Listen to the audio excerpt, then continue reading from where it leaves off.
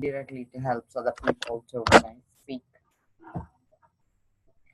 So the reason I'm bringing it up is like, initially it looked like it's the other person that's pulling us down.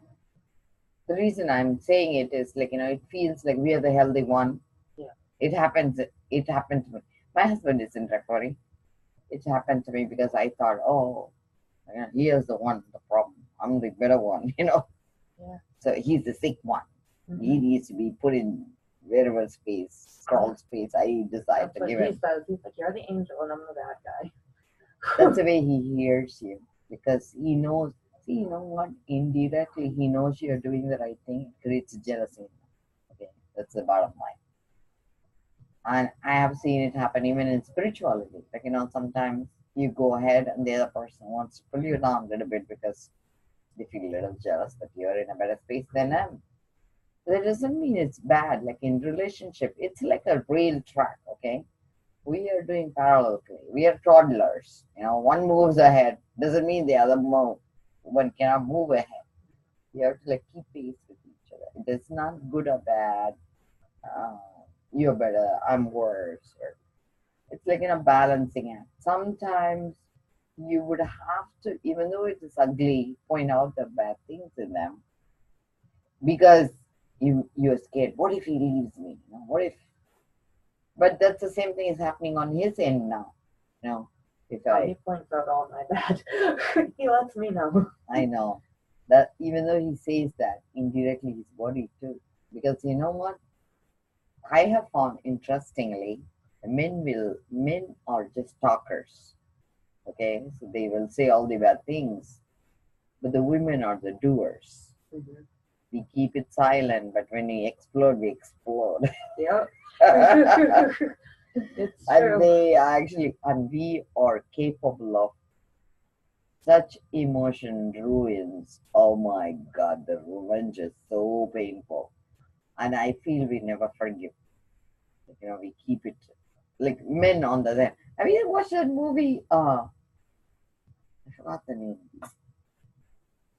This is the cute golden couple, like oh, really? Like he will keep forgiving her. Is it called Roses and War? Yeah, I think so. Yeah, Roses and Thorn, maybe. Roses and Thorn. Because she will harbor such a vengeance for him. He will keep forgiving her, forgiving. But in the end, they both actually will die together because she would not be able to forgive him. I think men forgive faster than women, but men also react quicker. So they explode faster, cool down faster. Women molder for a long time, erupt, and doing everything, and then they give such a destruction.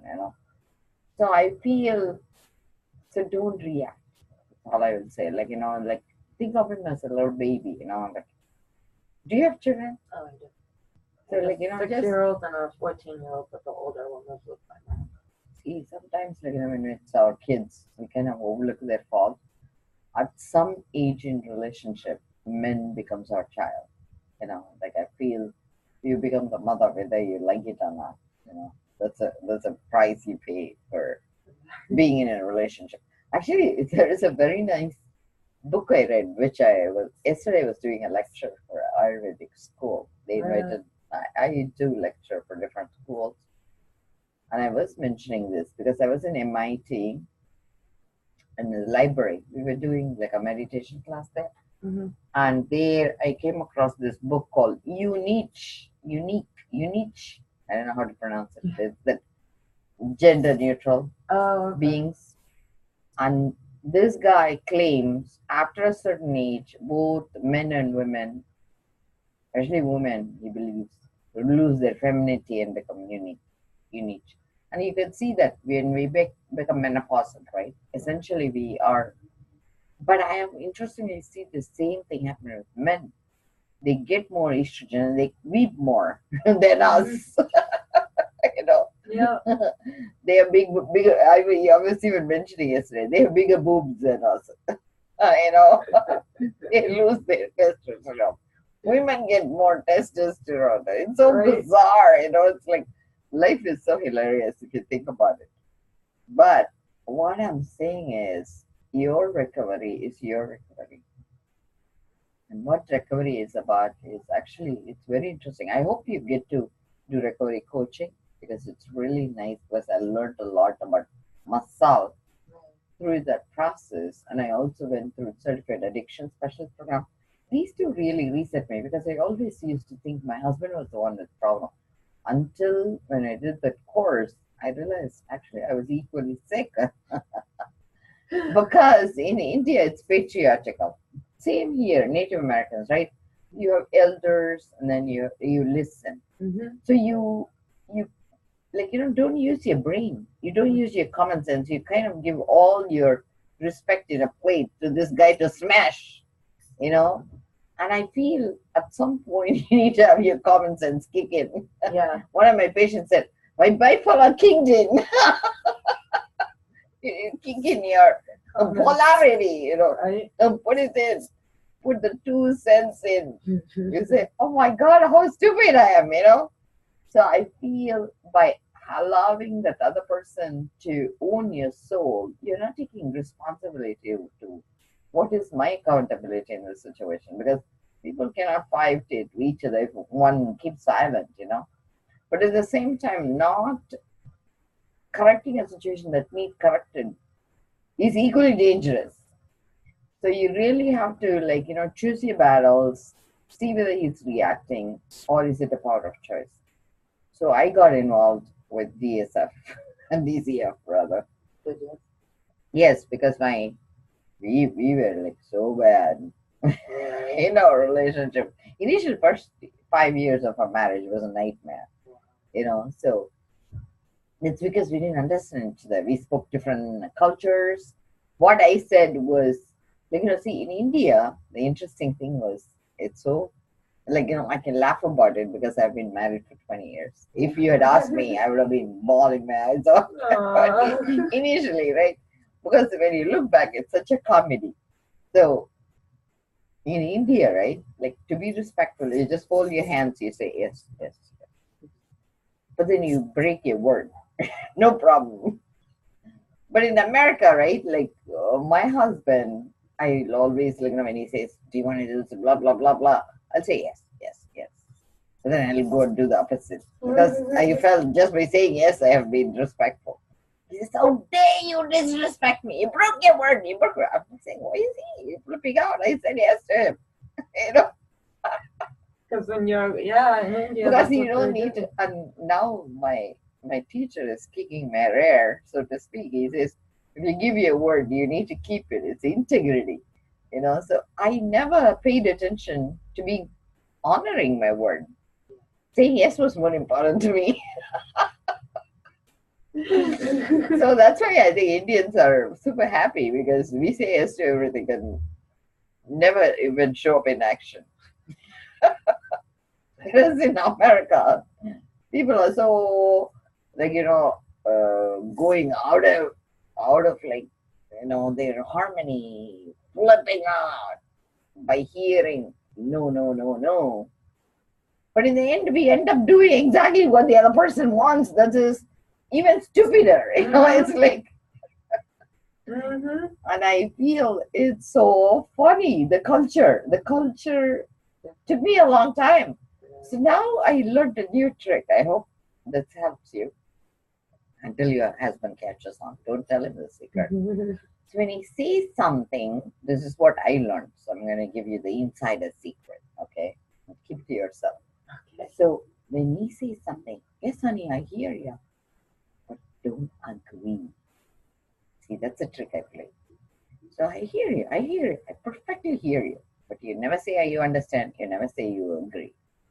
So that allows you the privilege of breaking it the right way. Dalai Lama says, learn every rule so you break it down properly. Learn the rules because his rules, see in the past, my husband used to say, "Can you give me $2?" I'd say, "I'll be very nice. I'll give him $2.50." So next time he thinks, "Oh my God, I should ask $3." So he'll ask me $3, $3.50 next time. So he tries to see where is it that I break down. Draw the line. And my dad was saying, How stupid you are. If he asks for $2, just give him $2. He says, do it. And one day, like, he asked me, like, for some ridiculous amount. I was planning to give him 4 times over. I said, oh my God.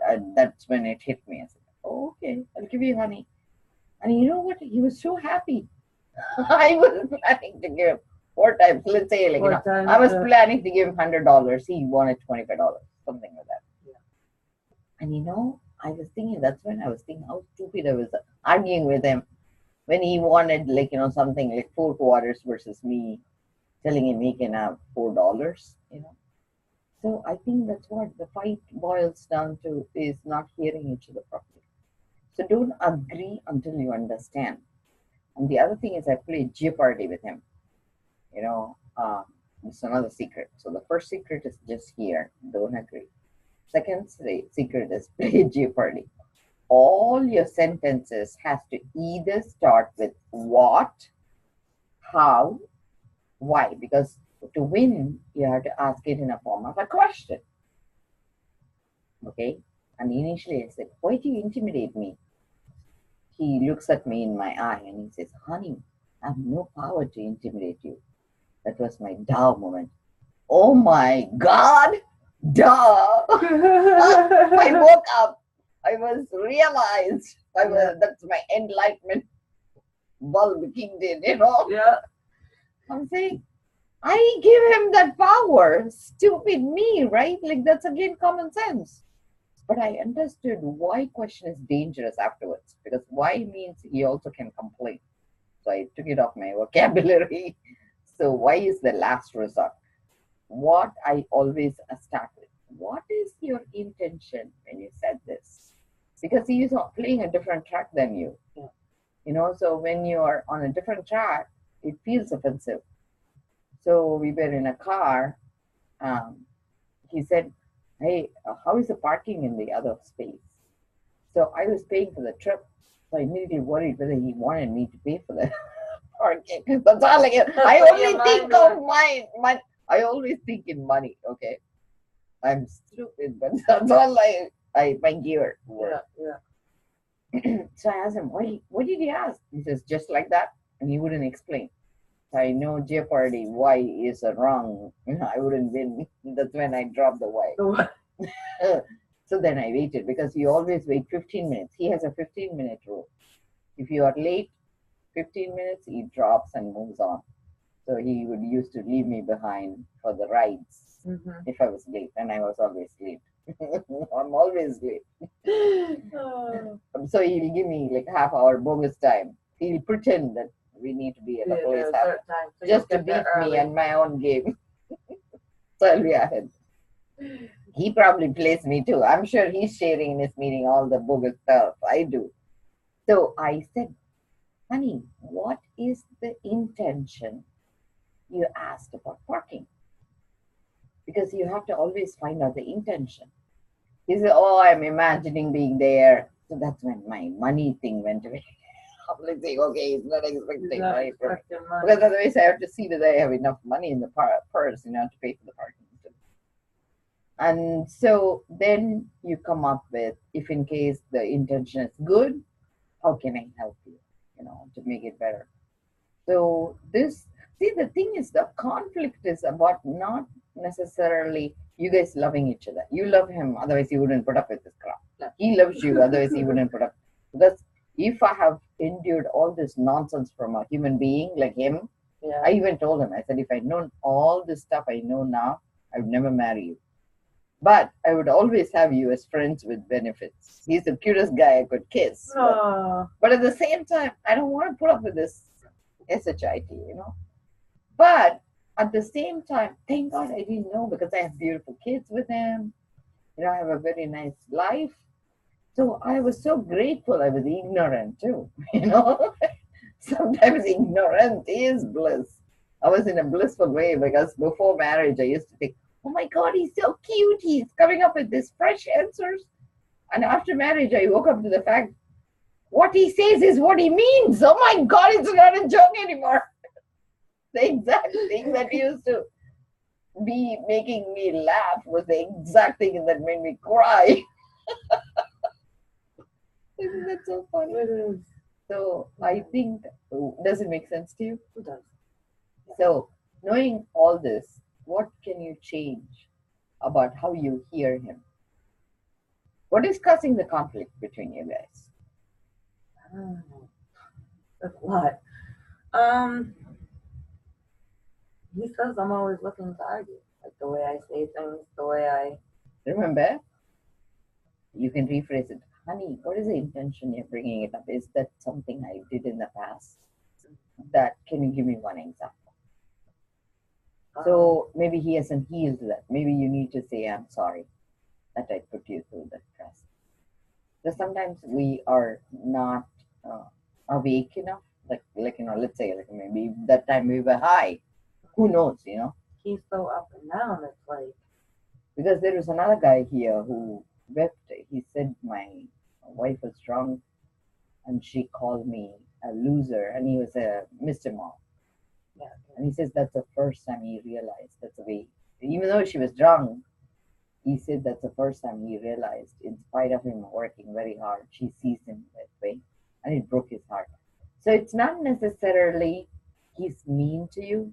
He hasn't healed that space in him, and it's such a small thing, for him to, he's stuck there, right? So his DJ tape is stuck there. Move his pin along, Yeah. be kind. So I think if you're a little bit gentle, see, men are so sweet. When you just forgive them a little bit, they really come like a puppy running back to you, So I feel like, just ask him, what is the intention that makes you say this? Just so that I'll understand and do better next time. And, that will allow him also to be a little bit more humble, now he's in his high horse, but you can say it in a way that makes you be humble, but he will hear you better. So there's something that is going on. You need to figure it out. Do you know exactly what the incident was? I actually found him when he was in jail and kind of just left him and he still came back to me. So you know that it's painful. So what can you do to make it out? Why did you cheat on him? By the way, what was the incentive for you? There was no reason. I was messed up. There was no reason. That's not even an excuse. Not only that, maybe Like, at that point, out of mind, but yeah. And also, what he valued in love, the same thing happens. One person loves the other person a little bit more. I found out he wrote to his ex-girlfriend to ask for money while he was in there. So that triggered it. Killed the trust. So you couldn't trust him, so you violated his trust. Pretty much. So you have to, see, the I thing have a is, lot of trust and jealousy issues. that is normal. That's normal because, see, the thing is, you want him to validate your love. The love that is pure, you have to do it unconditionally, whether he loves you or not. That's why, have you seen that movie, $1 Million Bet? Robert Redford, in the end, even though he loves her, he knows she really loves the other person more. And he pretends it's not a big deal. And when she leaves, the driver will ask, have you seen that movie? No. You should, yeah. So it's like a million. He's a millionaire. So he wants her to sleep just one night with him or something. Yeah. And she does end up, having a relationship with him. And it kills her husband because they are poor, and that's why he accepts this bet. Yeah. But in the end, she wants to go back, but she keeps getting caught up, not able to make choice. And Robert Redford does it for her by breaking it. And even though he loves her, he lets her go. And that's when the driver will ask, why did you let her go? And he says, love is about what is the best for the other person. And I really liked it because that's when I realized I was in the same space like you. My husband actually is handsome than me. Like my kids used to say when they were up, Mom, you're not the looker. That is the looker. That's what the other kids said. They said. Oh no. So I know he is in a different space than me, and sometimes that made me feel jealous. It's not about him. He always introduced me as his wife. I will never introduce him as my husband. because I always never could take that. That's why I'm saying I was sick, because I could never be equal to him. I treated myself as this slave because I had a slave mentality. And to raise myself took a long time. It was like I've seen it in black and white.